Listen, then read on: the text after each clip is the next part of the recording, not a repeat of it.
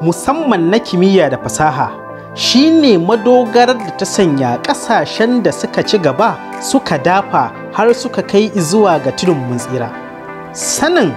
martaba da mahimmancin ilimi ne ya sanya gwamnatin tarayyar Najeriya ta Muhammad Buhari a satin da ya gabata ta amince da kakkafa sababbin jami'o'i na kimiyya da fasaha da kuma ɓangaren lafiya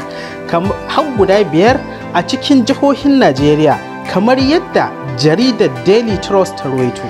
Bahaushen mutum mai hikima yana cewa sharaf da mai baya taɓa ɓata ɗan wake, wayan kada kuma kusa da ruwa, da arziki a gidan wasu ai gwanda gidanku.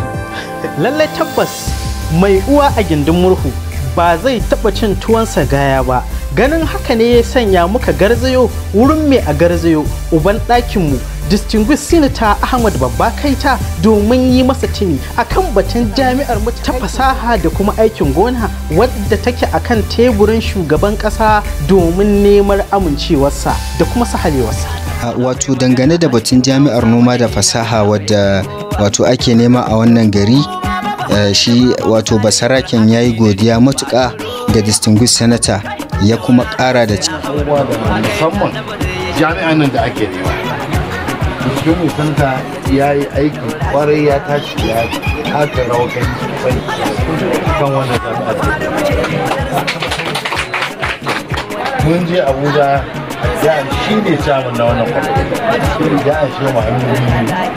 kuma ya yi mana alkawari, kuma ga shi alkawarin ma an cika da ni saboda kai yanzu abin da ya yi kawai an gama komai ta bangaren majalisa, ka gaba abin da za mu ce sai Allah ta saka gaskiya ya yi mana abin a zo a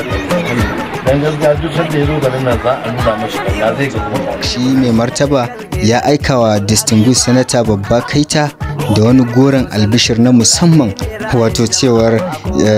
zai ga asalin ƙauna, zunzurutun ƙauna ido da ido a wurin jama'ar wannan gari na Funtuwa mai tarin albarka.